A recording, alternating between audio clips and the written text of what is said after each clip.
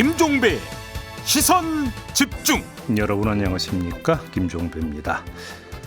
이재명 정부가 고위공직자 국민 추천제를 시행하고 있는데요. 첫날에만 10,000건 이상이 접수될 만큼 국민적인 관심과 호응이 상당히 뜨겁다고 합니다.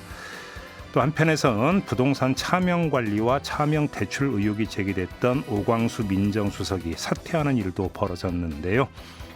시선집중 토요일 코너 토닥토담에서는 바로 이 인사 문제를 자세히 짚어보려고 하는데요. 특히 과거에는 어떻게 풀었는지 이것도 함께 알아보도록 하겠습니다. 6월 14일 토요일 김종배의 시선집중 광고 듣고 시작합니다. 아침을 깨우는 이슈들 같이 들으실래요? 사람 냄새 나는 우리들의 이야기 토닥토담. 네, 함께할 세 분 소개해드리겠습니다. 장윤미 변호사 모셨고요. 어서 오세요. 네, 안녕하세요. 그리고 MC 장원 모셨습니다. 어서 오세요. 네, 안녕하세요. 그리고 오늘 특별 손님을 모셨는데요. 역사를 주제로 하는 여행 기획자이자 역사 스토리텔러로 아주 유명한 분입니다. 박광일 역사 작가 모셨습니다. 어서 오세요. 안녕하세요. 박광일입니다. 네, 우리 작가님은 설 특집 때 네. 한번 모셨었고요. 네, 아마 그래서 우리 그 촌철님들 중에는 귀에 익으신 분들도 좀 많이 계실 거라고 생각을 합니다. 자, 좋은 말씀 부탁드리고요. 네. 자, 이재명 정부가 출범했고 지금도 인사가 여러 가지가 있었고 앞으로도 줄줄이 좀 인사가 날 예정인데요.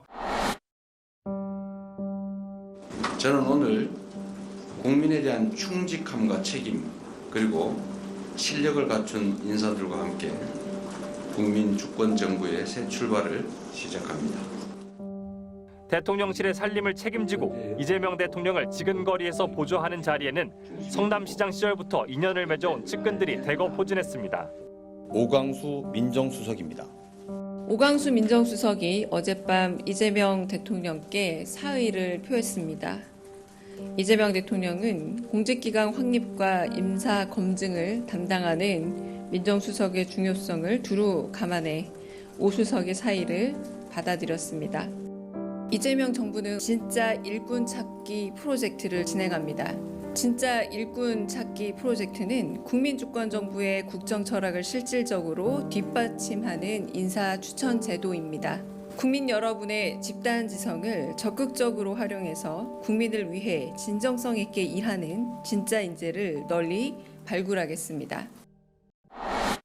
아무튼 지금까지 인사 과정, 인사 내용 우리 세 분은 어떻게 평가하는지 한번 좀 총평을 듣고 싶은데 우리 장윤미 변호사는 어떻게 평가해 주시겠습니까? 저는 무난하면서도 또 감동이랄까요? 그러니까 좀 반대 진영에서도 칭찬하는 그런 인사가 좀 곳곳에 있었던 게 특징이라면 특징으로 보이더라고요. 네. 제가 국민의힘 이제 소속 이제 활동하시는 분들 만나뵐 기회도 자주 있는데 특히 이제 많이 얘기하는 건 우상호 정무수석 이야기를 많이 하고, 예. 왜 우상호 정무수석 기용에 주목하는 건가요? 일단 재능 기부다라는 이야기까지도 하고 넘친다. 예, 본인이 대통령보다도 정치 인물은 먼저 한 선배인데 일단 야당과의 소통하는 자리에 가장 핵심이기 때문에 거기에 대한 의지 그리고 예우 이런 걸 보여주고 그리고 우상호라는 정치인이 보여줬던 여러 이제 포용력, 통합력 이런 부분이 뭐 여야 막론하고 좀 좋은 이런 반응을 보이는 것 같더라고요. 우상호 이제 수석 같은 경우는 민주당 원내대표 할 때부터 이제 정당과의 소통을 되게 맞습니다. 중시했던 인물이거든요. 책에도 나오고 본인이 했습니다. 그렇죠. M장은 어떻게 평가하세요? 네, 뭐 잡음이 없진 않지만 사실 당선 이후 바로 시작된 정권이었고 인수위가 없었다라는 이런 특별한 상황도 고려를 해야 될 것 같습니다. 네. 그리고 어쩔 수 없이 또 전 정권하고 비교를 하는 부분도 있지 않습니까? 전 정권이야말로 진짜 모든 인사가 다 거의 뭐 다 잡음이 있었을 정도로 굉장히 문제가 많았었는데 그거에 비해서 시작하자마자 한 인선치고는 저는 뭐 나쁘지 않은 것 같다라는 느낌을 갖고 있습니다. 우리 박광일 작가님 어떻게 평가하셨습니까? 네, 저는 이제 정치 부분은 잘 모르기는 한데 이전과 좀 차이점이 난다면 예전에는 정치 지향이 좀 뚜렷했다면은 이제는 조금 그 사람이 가지고 있는 능력과 실력을 좀 염두에 두고 뽑았다라는 느낌이 들었습니다. 예. 조금 더 풀이 좀 넓어졌다라는 느낌이 들기도 하고요. 그 박근혜 대통령 때 제가 언론이 그 붙여준 이름 가운데 하나가 수첩 인사라는 표현이 있었어요. 네. 박근혜 전 대통령이 수첩에 했다가 이제 그 사람을 기용한 데서 수첩 인사라고 하는 표현이 있었던 게 기억나고 윤석열 전 대통령은 참 풀이 인재풀이 참으로 좁았던 정말 좁았죠. 네, 그런 평가가 좀 일반적이었던 것 같고 근데 이재명 대통령 어떻게 좀 풀이 좀 넓은 것 같습니까? 어떻게 보십니까? 조금 넓어 보이고 그다음에 이제 그 기존에 이제 또 그 오랫동안 그 정당 영역에서 활동했던 분들도 이제 거기에 이제 포함이 되는 것 같다라는 느낌이 들어서 이제 남들이 이제 많은 분들이 보실 때 이제 그 사람의 개인적인 어떤 과거의 내용들은 모르지만 겉으로 드러났던 어떤 정무적인 능력이라든지 아니면은 어떤 해당 분야의 전문 실력이라든지 이런 것들을 보면은 그러한 좀 납득할 수 있는 부분들이 있지 않을까 이렇게 보여집니다. 그러니까 어떤 분이 이렇게 분석을 하더라고요. 그 균형 인사라는 표현을 많이 쓰더라고요. 왜 그러냐면 지금 외교 안보 라인도 특히, 예. 예를 들어서 위성락 안보실장과 이종석 국정원장 지명자를 놓고 보면 이제 노무현 정부 때 얘기긴 하지만 이른바 동맹파 대 자주파. 라고 하면서 좀 색깔이 다른데 동시에 기용을 함으로써 어떤 그 상호 간의 어떤 균형을 견제와 균형이 작동이 되게 만들었다. 그다음에 지금 경제 라인 같은 경우도 학자하고 관료 출신을 적절하게 안배를 그렇죠. 했거든요. 예.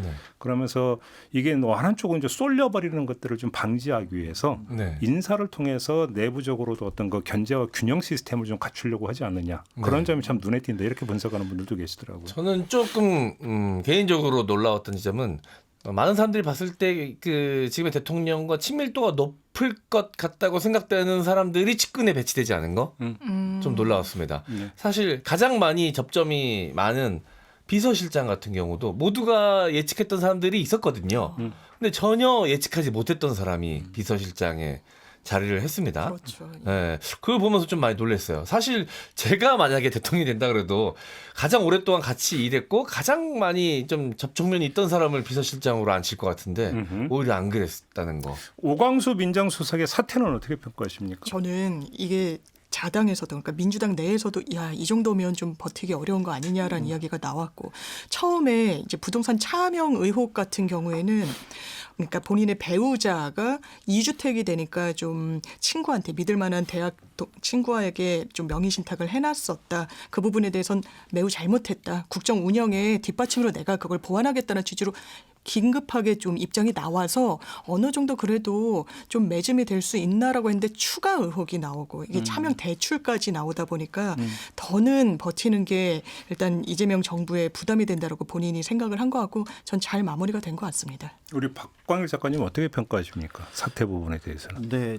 저도 이제 처음에 이제 정권 출범 초기에 가장 중요한 게 이제 인사인데 특히 이제 지금 같은 경우는 이제 검찰 관련된 문제들이 가장 중요한 어떤 그 포인트인데 만약에 그런 부분들이 계속 문제가 되면은 향후에 그 업무를 진행해 나가는 과정 속에서 조금 어떻게 보면 좀 힘을 잃지 않을까 이런 생각들이 들기는 했었습니다. 네. 이제 그런 가운데 이제 지금과 같은 결과가 나와서 이제 또 다른 방식으로 이제 좀 인재 풀을 동원을 해야 되지 않을까 이렇게 생각이 듭니다.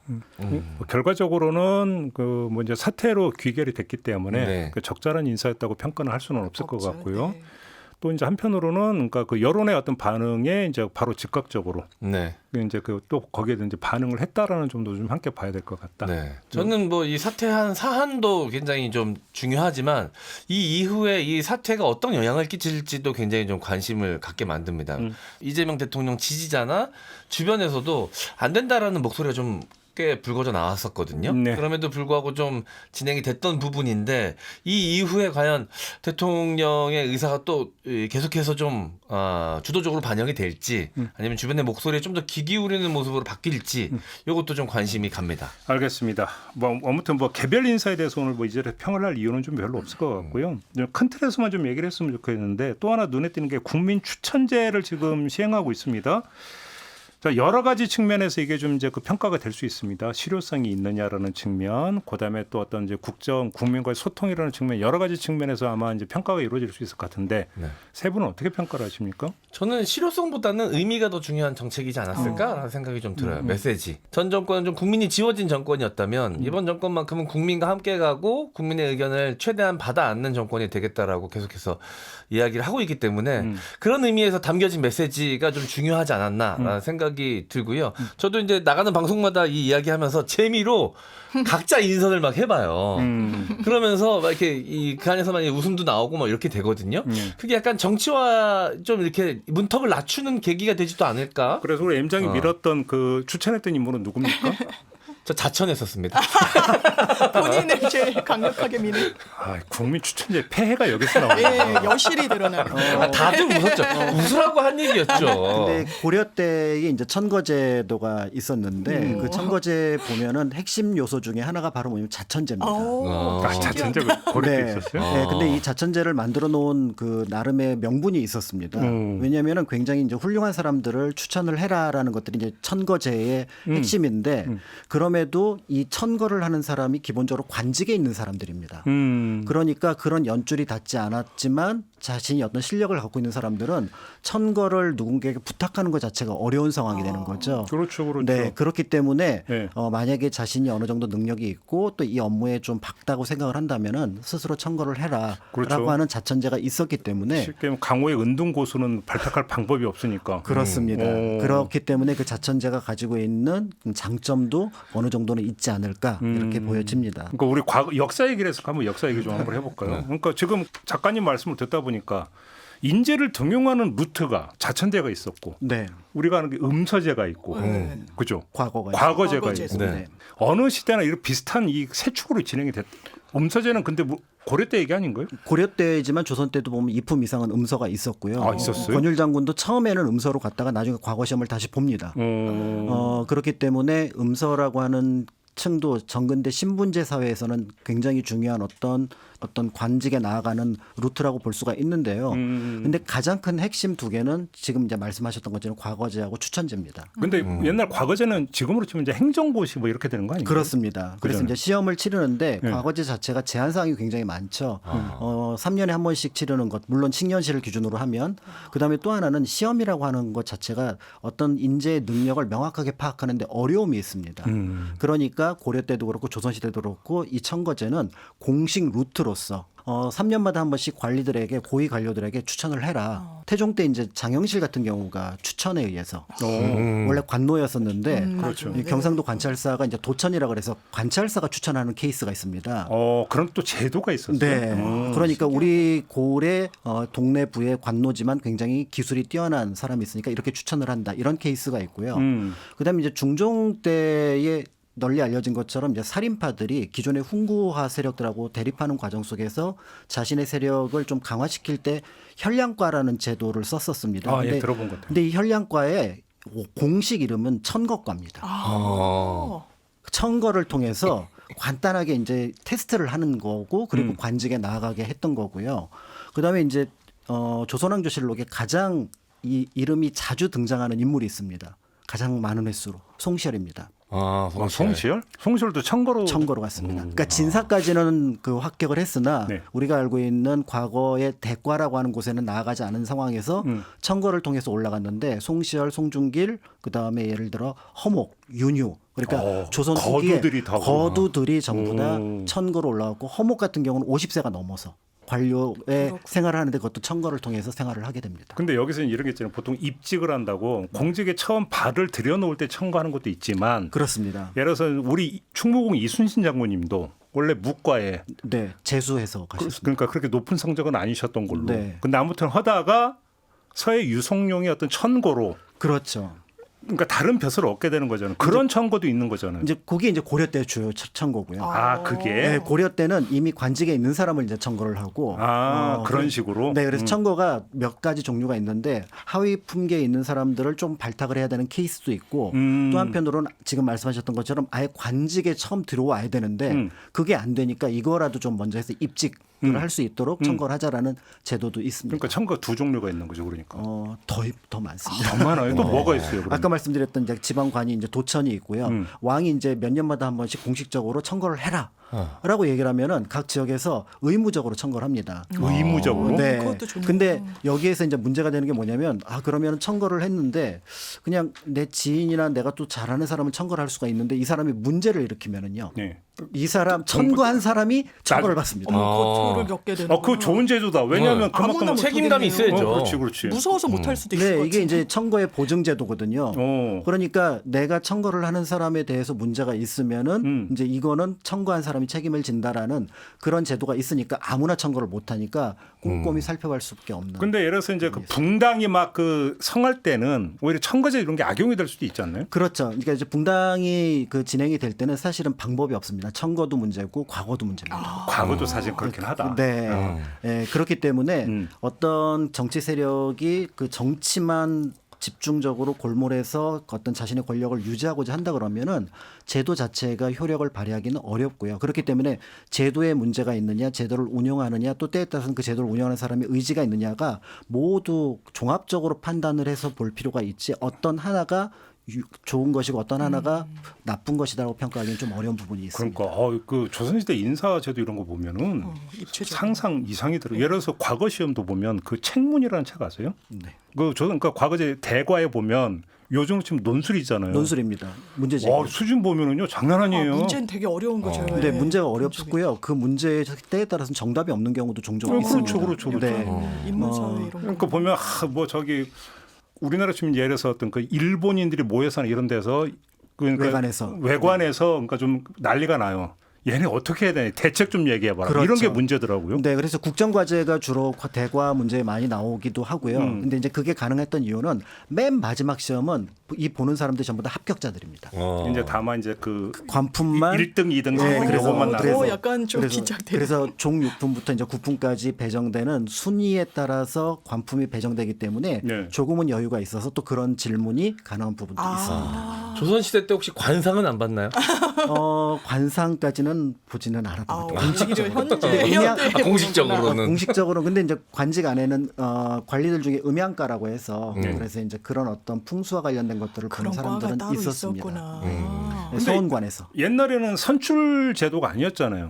근데 엽관제라는 건 있지 않았습니까? 엽관제라고 할 수 있는 부분들이 그렇게까지 그러니까 딱 눈에 띄지는 않습니다. 결국 그래요? 왕의 의지가 굉장히 중요했었으니까. 그러니까 이제 어떤 환국 정치를 통해서 어떤 붕당을 바꾼다고 하면은 지금 보기에는 엽관제처럼 보이기는 하나 그렇지만 거기에는 숙종의 의지가 네. 굉장히 강력하게 반영되었다라고 볼 수가 있는 거고요. 그에 따라서 인사 물갈이가 있어서 그러니까 이제 자신이 스스로 이제 사퇴를 하는 거죠. 그러니까 예를 들어서 선출제에서 보면 이제 캠프가 꾸려지고, 그렇죠. 그래서 이제 그 선거 과정에서 함께했던 이제 캠프의 참모나 이런 사람들이 이제 그 네, 막 면면들이 있고. 등용을 한단 말이에요.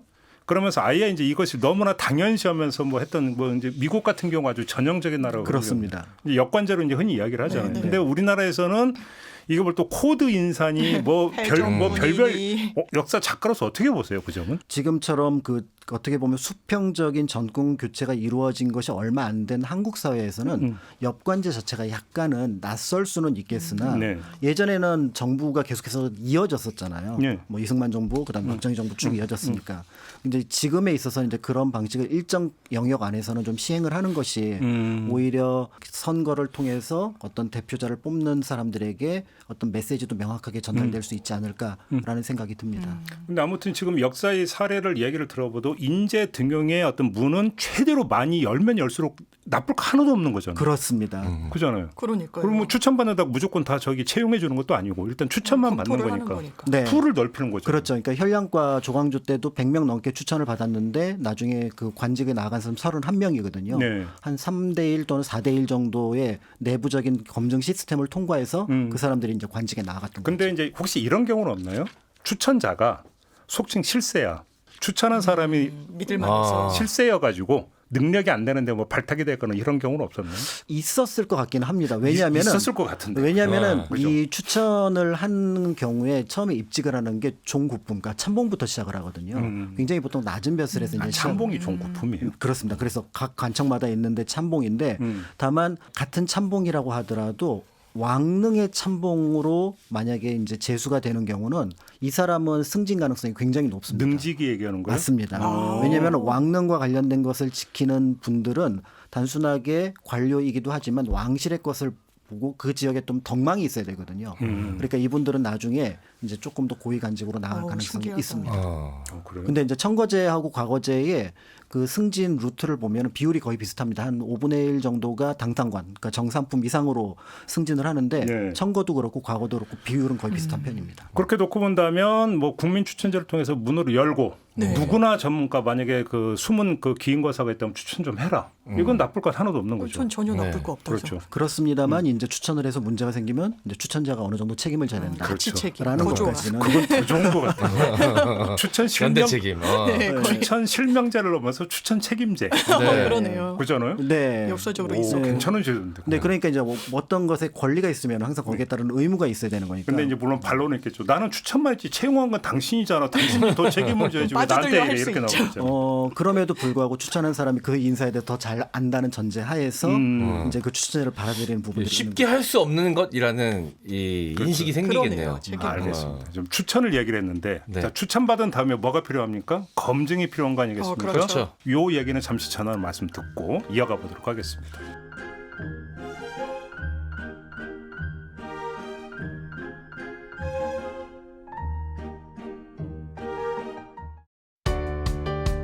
때로는 날카롭게, 때로는 삐딱하게, 그러나 매 순간 섬세하게 시선이 필요한 우리 사회 곳곳을 살펴봅니다.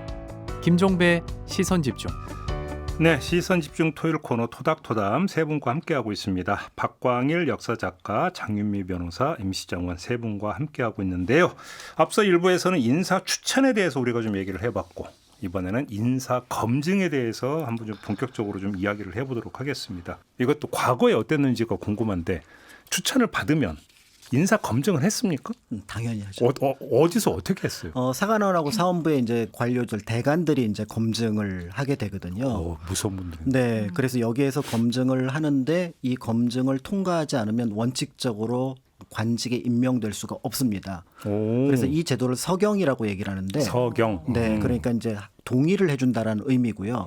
거꾸로 얘기하면 서경을 거부하면은 이 사람은 관직에 나아가지 못한다라는 게 고려 조선시대에 있었던 쉽게 말하면 요즘으로 제도입니다. 인사검증 동의서를 안 쓰면 그렇죠. 못 그렇게 나가는 되는 거네요. 그렇습니다. 그러니까 지금은 인사검증 동의서를 안 쓰면 그것도 또 재량권이 있으나 원칙적으로 조선에서는 인사검증 이 동의서를 서경을 통과하지 못하면은 관직에 나아가지 못하는데 그런데 이제 임금님으로 볼 때는 왕으로 볼 때는 이 사람이 꼭 필요한 인재거든요. 그러니까 여기에 대해서 왕이 바라보는 인재상과 그다음에 사대부를 중심으로 했던 조선의 관료들이 바라보는 인재상이 또 다르고요. 또 그렇게 해서 만들어진 관료제 체제가 왕이 바라보는 체제와 그다음에 이제 관리들이 바라보는 체제가 다르기 때문에 여기서 충돌이 일어나는 거죠. 그러면 서경 이런 걸 통해서 검증 항목은 어떻게 됐던 거예요? 뭘 주로 봤던 거예요? 일단은 이제 서경은 크게 두 부분을 보게 되는데요. 하나는 이 사람이 가지고 있는 기본적인 자질과 부정부패의 문제 이거를 하나를 봅니다. 두 번째는 이제 신분제 사회이기 때문에 가계를 살펴봅니다. 그래서 친가, 그다음에 처가, 외가의 조상들 중에서 문제가 있다면은 이 사람은 쓰기가 어렵지 않습니까? 그 연좌제가 연좌제입니다. 그러니까 이제 죄인이 있다거나 아니면 천민이 중간에 끼어 있다거나 하면은 그러면 어렵습니다. 그러니까 아무리 능력이 있어도 그렇죠. 그러니까 이 서경 제도에 약간 불만을 품었던 인물이 정도전입니다. 아 그래요? 정도전의 왜요? 외갓집이 그 노비 출신이거든요. 아 그래요? 네. 그러니까 이 부분에 대해서 정도전이 계속해서 비판을 받았던 부분들이 있어서 결국은 통과는 됐으나 여기에 대해서 불만을 품었던 부분들이 없지 않아 있었던 거죠. 그렇지만 조선이 건국하고도 이 제도는 그대로 유지가 됐던 거죠. 그렇죠. 지금 근데 이제 지금의 인사검증이라는 게 보통 이제 그 인사 대상자가 있으면 인사검증 맞습니다. 동의서를 써라. 왜 그래야 이제 개인정보 조회가 되니까. 네, 맞아요. 그리고 동의서 받고. 네. 그다음에 뭐 200 몇 개가 되는 그 문항이 있거든요. 체크하고. 그래서 그 다 체크를 하고. 네, 이것도 조선시대랑 비슷합니다. 일단 서경 단자라고 해서 아까 말씀드렸던 4대조 관련된 기록들을 제출을 하고요. 네. 그다음에 이제 그 사람과 관련된 인적 사항은 이제 대관들이 조사를 합니다. 그렇죠. 그래서 이 두 개를 맞춰봐서 통과, 그다음에 제한 통과, 불통과 이 세 가지를 결정을 합니다. 그래서 이제 요즘은 보면 그래서 이제 각종 기록 다 조회하고 뭐 납세 기록부터 범죄 기록부터 다 조회를 동의한 하고. 다음에 싹 다 보는 그다음에 거죠. 또 이제 그 세평 조회도 다 하잖아요. 품평조에 막 전화 돌리고 이럴 때. 그러니까요. 그러니까 이제 이게 시간이 지금보다는 전산화가 덜 돼 있으니까 당연히 오래 걸렸거든요. 오 그래요? 네, 걸렸을 굉장히 것 오래 같은데. 걸립니다. 그러니까 이제 어떤 일이 있냐면은 대관들이 이 서경하는 사람을 통과시켜 주긴 싫은 거예요. 그러면은 붙잡고 있습니다. 무한 그냥. 네, 50일이고 100일이고. 아, 그게 가능했어요? 그러니까 이제 이게 문제가 되니까 나중에 이제 태종이 볼 때, 그러니까 조선시대 전개 태종 세조는 좀 독특한 왕이잖아요. 좀 권력이 있었던 태종이 50일로 제한을 겁니다. 50일 이내 무조건 이야. 통과시켜라. 참 시스템이 잘 돼 있었네요. 네, 그랬더니 이제 대관들이 무슨 말이냐, 50일 안에 어떻게 검증하냐, 못한다. 라고 태종하고 싸웠지만 잘 아시는 것처럼 태종은 만만치 않은 셌죠. 임금님이니까 이거를 밀어붙였고요. 그러니까 태종 다음에 이제 세종 때는 이걸 또 폐지를 합니다. 근데 그 청거받은 사람 말고 과거 시험 통과한 사람도 혹시 그렇게 똑같습니다. 검증을 했어요? 이건 청거하고 상관없이 관직에 고위 관직으로 나아가거나 초입사를 하는 사람들이 모두 대상입니다. 입직할 때? 네. 아, 그래요? 네. 그럼 과거 시험에 통과했어도 다 그렇습니다. 검증을 했다? 네, 과거든 청거든 이건 상관없습니다. 지금보다 낫네요. 그렇네. 시험만 통과하면 고위공직자도 바로 갈 수 있는 시스템이 현재 시스템인데. 예. 근데 법원 저희가 경력법관을 뽑잖아요. 근데 시험 보자는데 제가 전화를 받았어요. 법원으로부터. 제가 아는 변호사님이 그러니까 근무 이력이 겹치니까 시험을 잘 봤나 봐요. 그러니까 이 사람 어떤 사람이냐 이렇게 품평 조회를 하는 건데 그 되게 비슷하네요. 어쨌든 그러니까. 지금 법원에 들어가는. 오히려 조선시대가 더 촘촘했던 것 같아요. 촘촘했어요. 치밀하고. 다만 이제 조선시대 같은 경우는 고려 때는 1품부터 9품 모든 관리들이 서경 대상이었다면은 조선시대는 5품 이하, 그러니까 1품부터 4품은 제외를 시키자는 논쟁이 계속해서 벌어집니다. 고위 공직자 네, 고위 공직자는 빼자. 그래서 태조가 볼 때 공신들을 우대를 해야 되는데 그런데 이 공신들을 우대하니까 이게 서경에 다 걸리는 겁니다. 그러니까 공신들이 이렇게 청렴 결백한 분들이 많지는 않잖아요. 그러니까, 산전수전 다 그러니까요. 그러니까 이거에 대해서 그래서 태조가 그 왕의 직권으로 1품부터 4품 빼자라고 얘기를 했다가 정종이 즉위하니까 대관들이 다시 붙어서 전체를 다 합시다. 전체를 다 합니다. 그러다가 이제 태종이 무슨 말이냐. 태조께서 1품 4품 빼자고 했으니까 빼자. 근데 세종이 즉위했더니 다시 그럼 다 붙이자.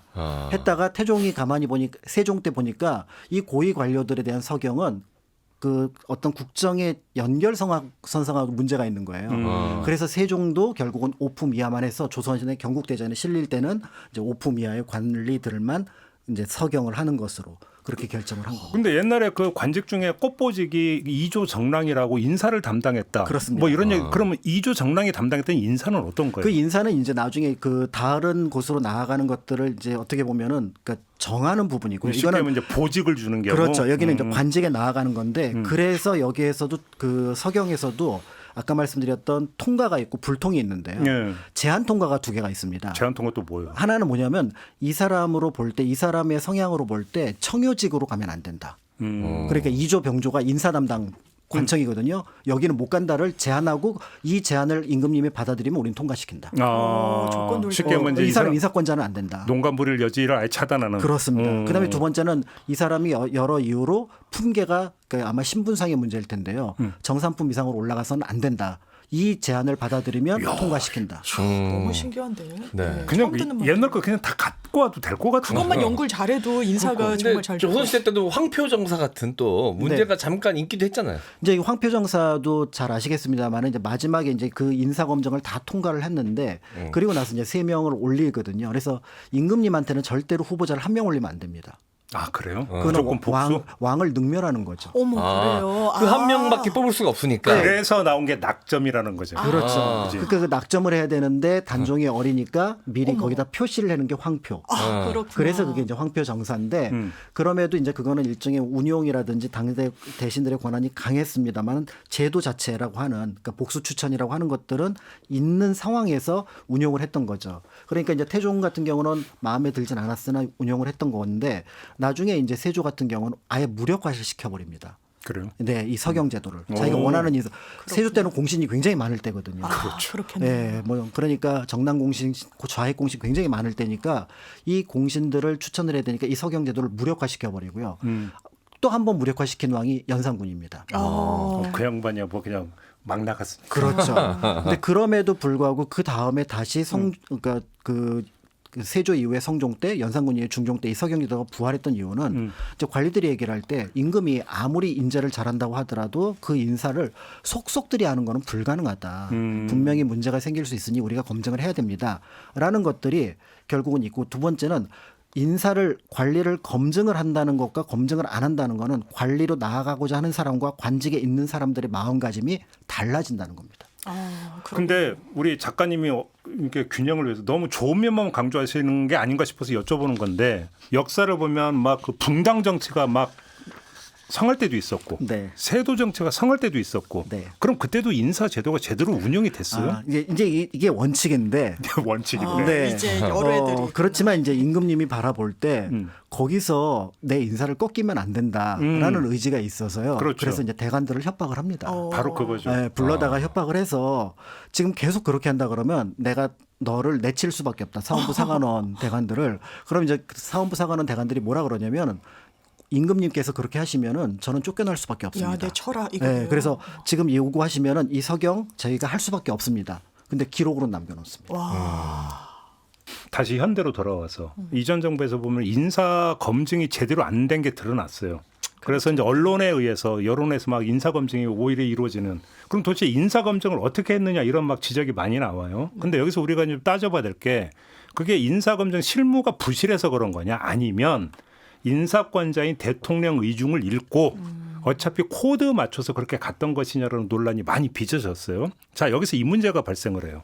인사 검증 제도를 이렇게 하더라도 지금 조금 전에 작가님이 말씀하신 게 그건데 임금님의 심중이 이미 전달이 됐어. 그래서 여기서 왜곡되는 소지. 네. 뭐 이렇게 되는 경우도 있을 거 아닙니까? 그렇습니다. 그렇기 때문에 이제 그 제도를 만들 때 주로 이제 조선의 정치는 세 그룹이 서로 대립하게 만들거든요. 하나는 왕, 그다음에 하나는 1품부터 3품까지라고 하는 고위 관리들, 그다음에 4품 이하의 이제 중하위 관료들이 서로 바라보는 세상이 다릅니다. 그 서로 다 바라보는 세상이 다르게 만들어 놓은 게 이제 인사 문제를 포함해서 정치를 운영하는 원리로 만들었는데 문제는 여기에 누군가가 편을 들 수밖에 없죠. 그렇죠, 고위 관료들이 그렇죠. 주로 이제 왕의 편을 들게 되거든요. 네. 그러니까 이 고위 관료들을 통제하기 위해서 만들어 놓은 게 대간제도 아까 말씀하셨던 이조정당하고 병조정당입니다. 이 이조정당 병조정당이 5품 6품 관리들이거든요. 근데 5품 6품 관리가 인사권을 전적으로 갖고 있어요. 이 얘기는 뭐냐면 왕과 대신들이 손을 잡더라도 인사 문제를 통제할 수 있게끔 하겠다라는 거죠. 그런데 이게 무너지는 게 붕당입니다. 대신들하고 이조정당 좌랑이라고 하는 사람들이 같은 편이 돼요. 그렇죠. 예전에는 조금 노년한 어떤 관리들과 그다음 연소한 관리들이 서로 바라보는 시선이 달랐는데 이들은 정의를 얘기를 하고 이분은 결과를 얘기를 하는데 근데 이 자리 하나의 어떤 붕당이 되니까 이제 우리가 알고 있는 정치가 이제 제대로 된 통제력을 잃게 되는 거죠. 이제 그렇게 볼 수가 있습니다.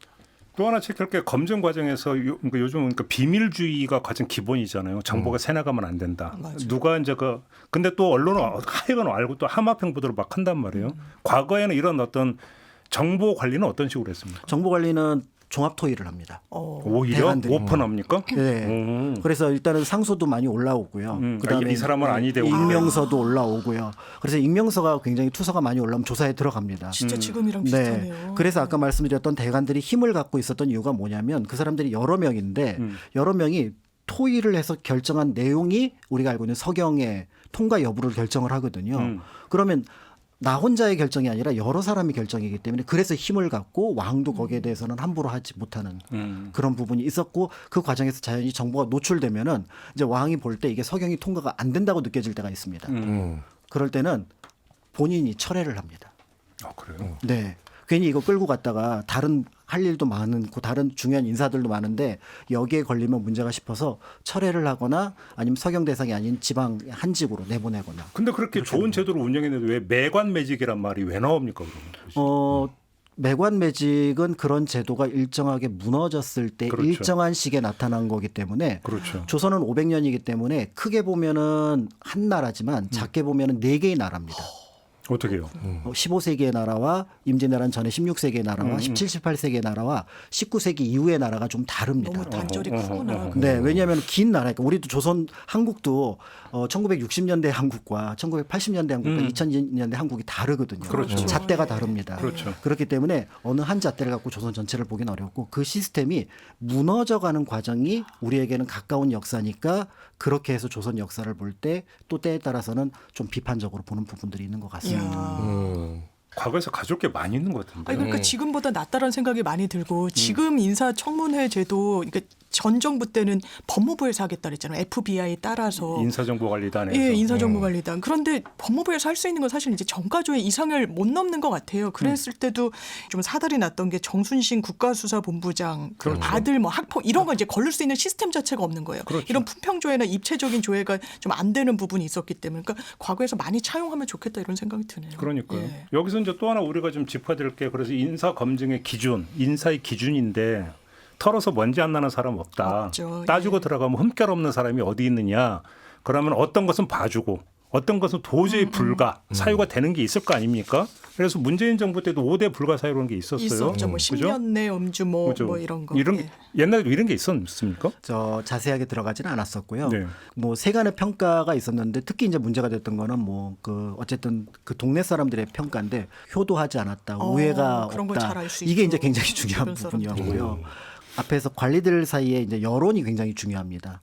그래요? 사대부 안에서의 그런 여론들을 바탕으로 해서 이제 평가를 하고 그걸 가지고 이제 구체적으로 이제 어떤 문제들이 있으면은 제기를 해서 예를 들어서 제안을 이 했던 사람이 거죠. 돈 밝혀서 어디서 그러니까 뒷돈 받았다. 만약에 이런 게 있으면 어떻게 그건 돼요? 바로 체크입니다. 뇌물 받으면은 어. 장리라 그래서 뇌물을 받은 관리들은 네. 원칙적으로 조선시대는 아들 손자까지 그 영향을 끼칩니다. 아들 혼자까지요? 한 번 삼대가? 원칙적으로는. 원칙적으로. 네, 그래서 그게 조선 전기에는 어느 정도까지 굉장히 조심하는 부분들이 있었는데 네. 이제 조선 후기에는 규정이라든지 엄격함 또 때는 기강 이런 것들이 무너지니까 뭐 아까 말씀하셨던 뭐 탐관오리나 그다음에 매관 매직이나 이런 말들이 나올 수도 있었으나 원칙에 있어서는 뇌물죄는 굉장히 크게 처벌을 네, 하고 있습니다. 왕의 부인이 뇌물 받으면 어떻게 됩니까? 왕의 부인이 뇌물을 받는 거는 아마 체크가 안 될 거고요. 그런 너무 은밀하게. 은밀한 게 아니라 그거는 지금의 이제 관념하고 그때 관념하고 좀 다를 겁니다. 예, 그리고 이제 또 한편으로 왕실 재산이 굉장히 별도로 내당금에서. 예, 국가 재정이 이게 정부 재정이 한 75%에서 4% 정도고 왕 재정이 한 25%에서 6% 정도였거든요. 그러니까 이제 그 재정 안에서 움직이는 거니까 왕비에게는 굉장히 많은 뇌물들이 실제로 갑니다. 그렇지만 그랬군요. 이제 그것 자체가 어떤 영향을 끼치느냐는 또 별개의 문제가 돼요. 그렇죠. 다만 왕비는 비공식 루트가 아니라 공식 루트입니다. 공식 루트로. 예, 그래서 내명부와 그 외명부를 총괄하는 어떻게 보면은 여성과 관련된 여자 관리들을 총괄하는 직이기 때문에 숨겨져 있는 존재가 아니라 드러나 있는 존재라는 거죠. 그래서 이제 거기 왔다 갔다 하는 사람들은 모두 체크가 된다라고 보시면 될 것 같습니다. 우리 두 분께 여쭤보고 싶으면 네. 이제 뭐 아주 정적으로 유명한 인사는 만사이자 망사가 될 수도 있다. 네네. 그러니까 사실 국민 여론이 가장 민감하게 반응하는 게 바로 인사 문제잖아요. 왜 그렇다고 생각하세요? 아니 인사가 만사라는 게 정말 이 일이라는 게 그 사람이 하는 거고 그 역량에 따라서 되게 많이 바뀔 수가 있으니까 네. 너무너무 중요한 게 인사인데 저는 정말 지금의 인사청문회 제도가 안타까우면서도 아쉬운 게 그 토론회에서 이런 이야기가 나왔어요. 장관직 제안하면 다 도망간다. 고위직의 인사청문 대상이 되면 본인이 탈탈 털린다는 그것 때문에 능력보다는 또 실제로 저희가 체험하고 경험하는 인사청문회에서 나오는 이슈들은 그 사람의 직무적 합성에 대해서는 거의 나오는 경우를 저 많이 못 본 것 같아요. 과거에 어땠는지 부동산 투기를 했는지 위장 전입을 했는지 이런 부분들. 근데 그것도 물론 중요하겠지만 정말 그래서 나왔던 대안이 1단계, 2단계로 나누자. 사생활 영역, 과거에 무슨 이력 이런 거는 따로 보고 뭐 필요하면 비공개로 지금도 인사청문회법에 따라 비공개로 할 수 있는데 거의 하는 경우 없어요. 정파적으로 접근을 하니까. 그래서 이거는 정말 제도적으로 보완해야지 능력 있는 인사들이 손사래를 치는 지금의 제도는 좀 아닌 것 같다. 네. 이 정책 방향성의 시작이 사실은 인사로 시작하는 것 아니겠습니까? 그래서 지난 문재인 정권 때 생각을 해보면 부동산 규제 관련해서 강력하게 정부가 좀 규제를 거니까 주변 인사들 부동산 문제 갖고 또 언론에서 보도를 많이 했고 위선자라는 막 지적까지도 받기도 하고 자격이 있느냐. 주변 인사들도 저렇게 부동산 문제를 많이 갖고 있는데 어떻게 국민들한테는 부동산 투기하지 말라는 이야기를 할 수 있느냐라고 역으로 검증이 들어오잖아요. 그러니까 그 정책 방향성을 내보이는 첫 번째가 인사라는 생각이 좀 듭니다. 그러니까요. 근데 저는 오히려 부정적으로 보는지 모르지만 인사청문회가 되고 여러 가지 이제 도덕성 문제가 나오면서 오히려 퇴행한다는 느낌 안 드세요? 옛날에는 위장전이 때문에 낙마한 케이스도 있었어요. 네. 그렇죠. 초기. 그다음에 다운 계약 때문에 낙마한 경우도 맞아요. 있었어요. 네. 근데 요즘 그것 때문에 낙마하는 사람 보셨습니까? 이제는 그렇죠. 뭐냐면 네. 만성이 돼가지고 네. 뭐 그 정도는 기본으로 깔고 다 가는 이런 하는 식으로 말이 인식이 거의 된다고. 익숙해졌어. 네. 이건 퇴행이잖아요, 사실. 네, 그렇죠. 근데 인사 때문에 그 상소가 막 오고 이런 경우가 있었습니까? 그럼요. 상소 오고 이 사람 됩니다, 안 됩니다. 굉장히 많이 빗발치고요. 이제 그 부분이 왕에게는 이제 큰 어떤 결정의 판단을 하는데 영향을 끼치기도 합니다. 당대나 지금이나 여론은 굉장히 중요한 부분들이 있었고요. 이제 그런 여론 때문에 이제 나아가지 않았던 관직에 나아가지 않았던 사람들이 있습니다. 그 사람 절대 안 됩니다.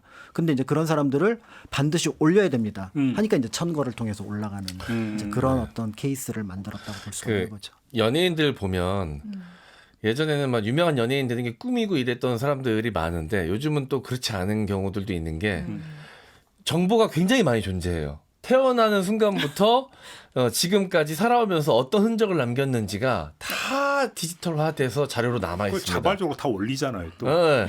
그리고 주변에서 이제 검증해줄 만한 사람들도 다 이제 SNS나 이런 걸 통해서 이야기할 수 있는 스피커를 국민들도 하나씩 다 갖고 있기 때문에 예전 같았으면 불거지지 않았을 문제 같은 것들도 다 튀어나오게 되어 있습니다. 그러니까요. 그래서 뭐 털어서 먼지 안 나온 사람 있겠냐라고 얘기할 수 있겠지만 어쨌든 유명한 연예인이 되면 사람들은 그 사람들한테 그 도덕적인 것도 기대를 하거든요. 특히나 우리나라는 좀 더 연예인들에게 과도한 도덕적 잣대를 좀 들이대는 경향도 있는데 기본 항목이 졸업사진이잖아요. 그래서 그렇죠. 성형을 했네하네. 외모부터 시작해서 학창 시절의 친구들 교우 관계까지 혹시 조금이라도 뭐 폭력 행위가 있었다 그러면 이건 바로 이제 대중으로부터 이제 외면받게 되거든요.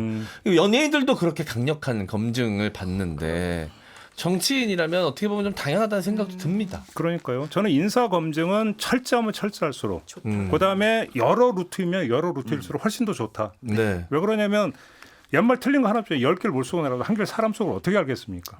그러면 사람을 검증한다는 게 사실은 쉬운 일이 아니잖아요. 네. 그거는 다층적으로 다각도로 하면 할수록 좀 좋은 것이다라는 생각이 드는데. 네, 조선시대 이제 인사검증의 철학이 바로 그겁니다. 그러니까요. 요손시대에도 좋지 않은 사람들이 있었다. 그런데 지금 같은 시대에 없겠습니까? 그러니까 우리가 찾아내겠습니다. 그러니까요. 그렇게 놓고 인재 등용 말고 오히려 탄핵제도 같은 경우는 조선시대가 더 왕성했던 거 아닙니까? 네, 지금보다? 탄핵제도 역시도 이제 굉장히 완성했었죠. 그러니까 뭐 상소는 이 사람 이런 문제 있습니다. 안 되면 딱 상소 막 호구로 했지 않습니까? 네, 탄핵을 하면 일단 직무 정지가 되고요. 그 다음에 이제 거기에 대해서 비위가 확인이 되면은 이제 거기에 따라서 뭐 탄핵 고발이 이루어지는 순간에 직무 정지가 무조건 됩니다. 직무 정지였습니다. 원칙적으로는 같네요, 법적으로. 그러네요. 사원부가 힘이 셌죠. 그러니까 사원부에서 서경도 하고 그래서 조광조를 그렇게 싫어했나요? 그래서 조광조는 이제 또 새로운 정치를 하겠다고 합니다. 이제 기존 세력들하고의 충돌이 있었습니다. 네. 높은 자리일수록 또 국민들의 기대도 크고 그만큼의 기대가 큰 만큼의 또 강한 검증이 들어가야 될 것 같습니다. 그래서 저는 그 장난으로 자천할 때 잘 안 보일 것 같은 자리에 자천했거든요. 청문회 없고 국민들의 관심도가 좀 떨어지는. 어디지? 근데 사실 이런 것도 있는 것 같아요. 그러니까 그 인사권자 입장에서는 이 사람이 문제가 있는 건 알아. 근데 이 사람의 능력이 꼭 필요해. 그렇죠. 이런 경우도 사실 있잖아요. 그게 이제 왕의 욕구와 그다음에 그 아까 말씀드렸던 대관들의 어떤 지향점하고 충돌하는 부분입니다. 그렇죠. 그때는 보통 어떻게 풀었어요? 그때 이제 보통 왕의 의지를 밀어붙이죠. 밀어붙여서 관철은 시키고. 그래서 서경을 하지 않더라도 아까 말씀드렸던 것처럼 관철을 시키거나 그냥 임명을 해버리거나 이제 이런 경우가 있게 되는데요. 그러면 이제 한편으로는 왕으로서는 유능한 인재를 얻게 됐으나 그 사람으로 개인으로 볼 때는 굉장한 부담감을 가질 수밖에 없습니다. 그럼 더 잘해야 되는 거죠. 네, 그렇기 때문에 이제 그런 부분들이 결과적으로는 어떻게 보면은 서경제도가 1차적으로는 무력화됐다고 할 수 있지만 2차에 있어서는 여전히 그 영향력을 발휘하고 있다라고 볼 수가 있는 거죠. 그 그림자가 있는 거예요. 그러니까 저는 인사도 정치인 것 같아요. 만약에 이 인사권자가 능력만큼은 믿음하다고 해서 밀어붙였다면 또 그 국민들이 그 임명된 사람이 능력으로 또 설득을 해야 되거든요. 그렇죠. 그 과정까지도 다 포함이 되어 있을 수도 있겠다는 생각도 좀 듭니다. 그러니까 제가 어디선가 이렇게 얼핏 봤는데 조말생이라는 인물이 있었잖아요. 저희 대기실에서도 그 얘기했습니다. 했어요? 네. 이 양반이 퇴직 때 뇌물 받아서 걸려가지고 유배까지 했는데 세종이 와가지고 태종 세종 때 계속해서 그러니까요. 그래서 능력이 워낙 뛰어나서 유배는 풀어주고 죽을 때까지 일 시켰다면서요. 이걸 어떻게 봐야 되는 거예요? 추진 능력이 굉장히 뛰어났던 인물이거든요. 그러니까 이제 태종 세종이 그런 방식을 많이 씁니다. 그러니까 신하들을 얘기를 할 때 이제 설득을 해요.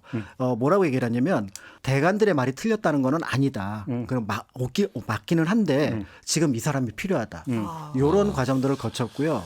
그렇기 때문에 저는 이제 적어도 고위 관료에게 있어서는 도덕적인 잣대는 두 가지가 필요하다고 봅니다.